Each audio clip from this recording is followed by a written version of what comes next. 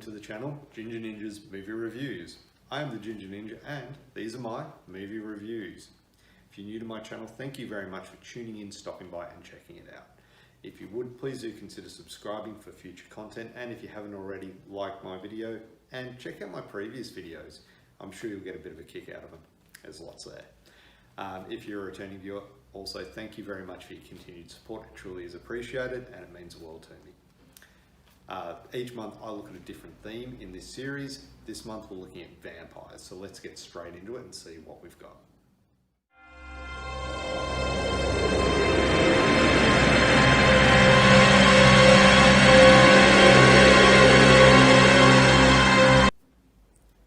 Hi and welcome back, and this week we are looking at Wes Craven Presents Dracula 2000 from the year 2000. Now before I get into it, I do want to say thank you to Eric from Hey Internet, Eric here, for reminding me that this movie actually existed. And this is my DVD copy here. It's got the 3 movies as a trilogy, but we're only going to be looking at the first one, so Dracula 2000. So there you have it. Not a lot inside. Now, this movie was directed by Patrick Lussier. It stars a huge cast, so let's get into that too. Gerard Butler, Justine Waddell, Johnny Lee Miller, Christopher Plummer, Jerry Ryan, Jennifer Esposito, Omar Epps, Vitamin C, or as she's billed in this, Colleen Ann Fitzpatrick, and many, many more. Now we're going to be discussing plot specifics and spoilers, so you've been warned. A group of thieves break into a vault, inadvertently releasing none other than Count Dracula himself, who makes his way to New Orleans to find his nemesis's daughter, Mary Van Helsing. Okay, so as I mentioned, this has a big cast and a really good cast, so we're going to start with that. I will say I did find Justine Waddell's character a little bit insipid. However, the rest of the cast are top-notch. Gerard Butler was great as Dracula. He did a really good job in it. Johnny Lee Miller as Simon, and I'm going to take a moment to say, Johnny Lee Miller doesn't get enough kudos for what he does. He is one of my all-time favorites in all the things I've seen him in, like Trainspotting, Hackers, Plunkett and McLean. He's been fantastic, so he does a top job here. And the rest of the cast do a top job as well. But I will say that Omar Epps really seemed to be getting into his role as a vampire.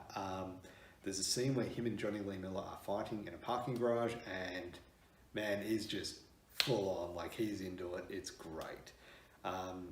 Yeah, great cast. The directing is good. It's a solid job, no issues, but there's also nothing outstanding either.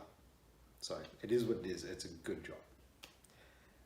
The effects, solid effects. The CGI is a little dated, but this movie is 22 years old, so what do you expect? That being said, it's still better than some movies that I've seen recently, and the CGI is still quite good. Like it's not terrible, it just, today's standards are much more, that's all. So it is still pretty cool. There's not a lot of gore in it. There is a scene where a head gets chopped off, which is the scene I discussed earlier, where Omar Epps and Johnny Lee Miller are fighting. Heads will roll. Now, rewatchability is a big thing for me. Like, would I go back and rewatch this film? To start with, I saw this film back in 2000, 2001, and I probably watched it a few times and then just forgot about it. Well, I probably didn't forget about it, but I never really looked to rewatch it until I saw Eric review it, and I'm like, oh my God, this one, I forgot this existed. So would I rewatch it? Yeah, I would. In fact, I'm really looking forward to watching the sequels and seeing how the trilogy resolves itself, because it does leave it open. This movie has an open ending, which is really good, brings in the sequels. So I'm really looking forward to seeing that. If you have seen this movie and you have seen the sequels, make sure you do check out Eric's channel and check out his review of it. It's really good, and like I said, it really made me want to rewatch this one. So overall, I'm going to give Dracula 2000. I was going to give it 7 out of 10, but I'm actually going to give it 7.5 out of 10. It's a good film. Definitely recommend checking it out if you haven't already. And if you have, make sure you leave a comment down below. Tell me what you thought of it. So thank you very much for watching. Have a great day.